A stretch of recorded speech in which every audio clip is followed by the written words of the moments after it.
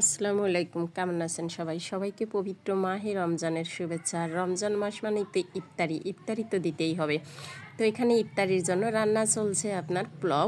তো পোলাওটা অলরেডি একটা নেমে গেছে, আরও রান্না চলছে, রান্নার কাজ এখনও শেষ হয়নি। আর এখানে রান্না করা হয়েছে গরুর মাংস।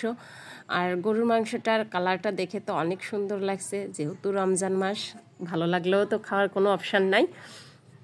তো যাই হোক, এখানে যেহেতু রোজাদারদের জন্য রান্না করা হয়েছে, ইফতারি করানোর জন্য মসজিদ মাদ্রাসাতে দেওয়া হবে এবং বাড়িতে যে সকল মহিলারা আছেন তাদের সবার জন্যই, নারী পুরুষ সবার জন্যই ইফতারির ব্যবস্থা করা হয়েছে, সবাইকে ইফতারি দেওয়া হবে। তো এখানে আরও কিছু রান্না বাকি আছে, এখনও যে আমাদের রান্নাগুলো শেষ হয়েছে ঠিক তা নয়, তাড়াহুড়া করে করছে বাবুসিরা। তো এখানে আলুর দমটা করার জন্য আলু কেটে রাখা হয়েছে, আলুর দম করতে হবে। তো এক এক করে পর্যায়ক্রমে সব কিছু নামাতে হবে। আর যেহেতু মসজিদ মাদ্রাসা আমাদের নিজস্ব, তো এইখানে তো ইফতারি ব্যবস্থা প্রতিদিন, যে রোজা 30টা রোজাতেই কিন্তু ইফতারি দেওয়া হয় আমাদের এই মসজিদে মাদ্রাসাতে, কারণ এটা নিজস্ব প্রতিষ্ঠান। আর নিজস্ব প্রতিষ্ঠান ছাড়াও আমাদের সমাজে কিন্তু সবাই কিন্তু প্রতিনিয়তই ইফতারি দেয়। তো ইফতারি তার ভেতর থেকে আমাদের অবশ্যই আমাদের গোষ্ঠীতে একটু বেশি দেওয়া পড়ে। তো যাই হোক, কম হোক আর বেশি হোক, সব কিছু আল্লাহর দান। আল্লাহ যদি না রহমত করে তাহলে কাউকে কোনো কিছু ইফতারি করানো বা কোনো কিছু করানো আসলে সম্ভব না। ইফতারি তো ইফতারি, সেটা সামান্য ছোলা মুড়ি দিয়েই হোক বা গোশ পোলাও দিয়েই হোক, যার সামর্থ্যে যেমন হবে সে তো তেমনই দিবে।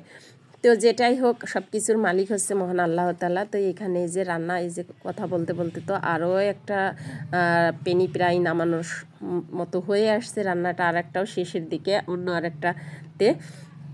তো এক এক করে করতে হবে, যেহেতু অনেক রান্না, তো তার জন্য দুপুরের থেকেই রান্না শুরু করেছে।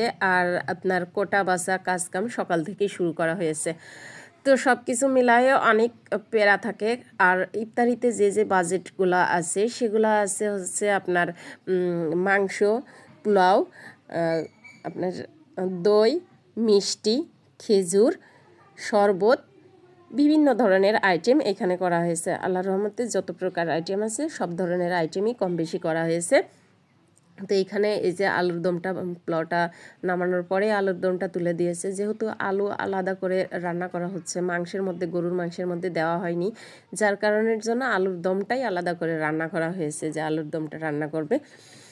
তো সব কিছু মিলাইয়ে, আর এই যে এখানে দই নিয়ে আসা হয়েছে, খেজুর নিয়ে আসা হয়েছে, খেজুর এবং দই কার্টুন ভর্তি করে নিয়ে আসা হয়েছে। শুধু যে এগুলাই দই আসলে ঠিক তা না, আরও দই খেজুর আছে। তো আমি সব কিছু তো একবারে সব কিছু দেখাতে গেলে ভিডিওটা অনেক বড় হয়ে যাবে, আমি হালকা হালকা করে একটু একটু করে আপনাদের সাথে শেয়ার করার চেষ্টা করছি। তো এইভাবে করেই কিন্তু আমাদের এখানে ইফতারিগুলো দেওয়া হয়।